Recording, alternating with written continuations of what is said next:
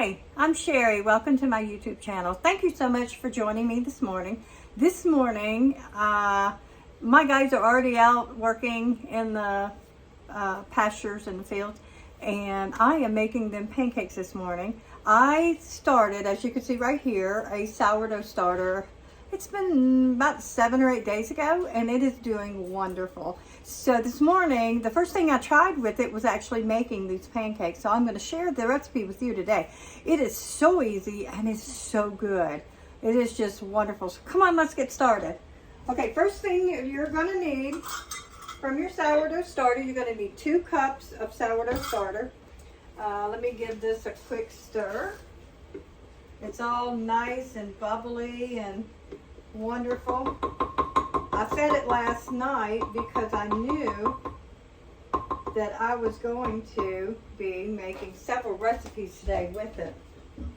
So I went ahead and fed it. I knew I was going to be making pancakes. I'm also going to be making a compote. And tomorrow I'm going to be making bread. So you start with 2 cups of sourdough starter.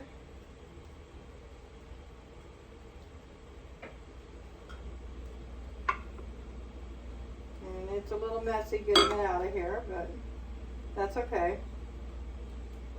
Okay, and then we're going to put this aside.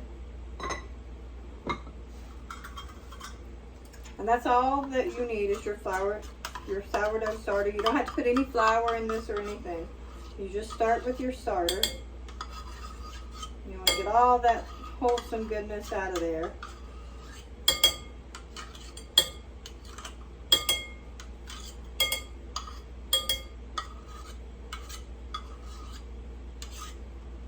I tell you, I think this sourdough starter has been one of the best things that I have ever done in my kitchen. So you want to put this away. You don't need that anymore. The next thing that you're going to add to this, you're going to add 1 teaspoon of baking soda to that. That's what's going to make it bubbly. You're going to add a 1/2 teaspoon of salt.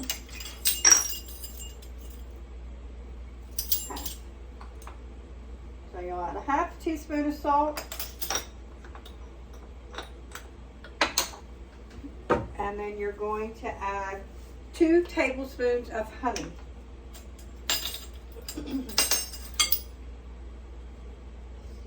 You may not get honey perfect. Honey's kind of one of those things that is quite thick. Okay, just a tad more than... Whew, that's quite a bit more. Okay, add your honey. And then that's all for this. Now, you're going to add a 1/4 cup of coconut oil, melted.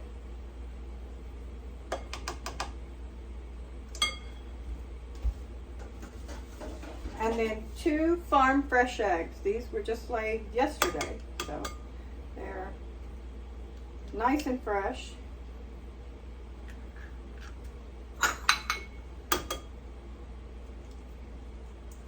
I love farm fresh eggs over any eggs any day. They have so much more taste. All right, then we'll toss this out of the way. And that's it. That's all that's in your pancake mix. And it turns out amazing. All right, give it a quick stir.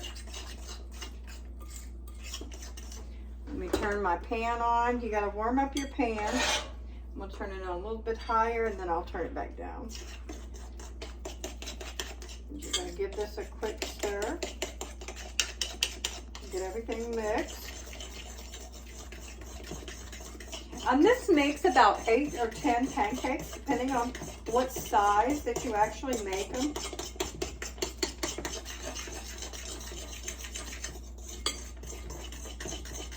Hold on, I'm going to bring it to the camera and show you what the batter looks like.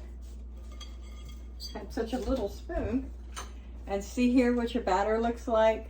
It is wonderful batter. And it smells so delicious. And then what I do is I get my, oh my God, I rinsed off my cup. So hold on just a second. I haven't gotten me a cup for my pancakes, so I gotta kind of rinse off the mess off of these so I don't drip sourdough starter all over the kitchen. Give them a quick rinse. Alrighty. And then I'll just use my half cup to just dump some in there and make my pancakes. Just take a minute for this to actually warm up. And while my pan's warming, I can talk to you guys about the starter. This starter is awesome. These pancakes are really good. They're good for you because they're made with sourdough. And what the wild yeast that is in this, I've been really studying on this. The wild yeast in here is what is eating the gluten. So this makes a great mix for someone that might be gluten intolerant, that can't take a lot of gluten. Because it's fermented, it eats up all the gluten. So there's less gluten in here than what would normally be in regular pancake mix. It has the full gluten, so that's why it may upset somebody's tummy if they're gluten sensitive. My husband is gluten sensitive. Now, my starter and my pancakes, I use corn flour. I get this from Whole Foods right now. I'm looking for a way to get it where I can buy either in 5-pound bags or 25 or 50-pound bags to buy the heavier quantity. That way, with making pancakes every day, making breakfast, making bread, you know, it takes a lot of flour because it takes 6 or 7 cups of flour to make 2 loaves of bread. That's quite a bit of flour, and that'll use almost a pound of flour. Oh, excuse me. Plus, when I made my sourdough starter, it took almost a whole pack of 1-pound pack of flour. So I don't ever want to be without my flour. I really enjoy it. I love it. Okay, I'm going to turn this down. It is ready to go. And then I'm just going to scoop my mix on here. These may or may not turn out well. It depends on how big they get, because sometimes they're a little bit bigger for my spatula. I use this kind of spatula. It's a great spatula when you're doing pancakes. It's got a thin, it's not as thick as a regular spatula, so it gets really up underneath there. And see, you can kind of see it's bubbly on top. It takes a minute or so to set it, and it's a wonderful flavor. It has a depth of flavor. It's kind of buttery. You almost don't need to add butter when you're using corn flour to make things with. I mean, it's just a great flour. The corn flour is one of the only flours that are of an heirloom variety that's been around for like 4,000 plus years. They found this flour actually when I was reading about the flour, they found it in the tombs of some of the pharaohs because it was so prized by so many different people that, you know, the pharaohs, everybody used it back then. It was one of the first flours that were used. Let's see. Oh, you look beautiful. We get this turned over. Not quite on that end. Pull this. Now, I use cast iron probably pretty much 90% of the time. I use cast iron. I use cast iron, regular cast iron for things on top of the stove. For some of my cooking, I use ceramic coated cast iron.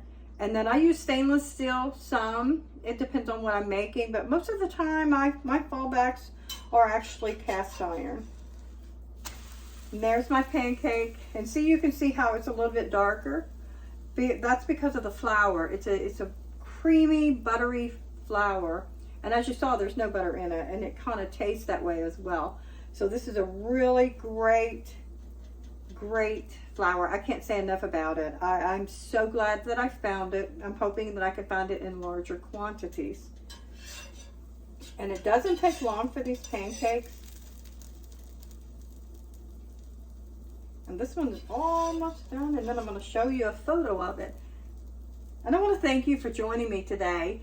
Please subscribe to my YouTube channel and you know, kind of watch out for recipes, because now that I have my starter here, I'm going to be making quite a bit of sourdough recipes that are easy to make. It takes a little bit of planning. This takes no planning at all. This can be thrown together in like 5 or 10 minutes, and you have a whole plate of pancakes for your entire family. And then here is my pancake. I will show you. Look at that goodness. And it's not burnt. That's the color of the flour. And it's a wonderful, wonderful pancake. So thank you so much for joining me this morning as I'm making pancakes. I want to thank you and share my recipe. Try my recipe. If you try my recipe and if you make my sourdough starter, I'm going to be posting a YouTube video of how I made my starter, because I tell you, this is foolproof. I did not mess this up, and I have messed up so many starters. Thank you for joining me today. Have a blessed day. Have a good day. Bye.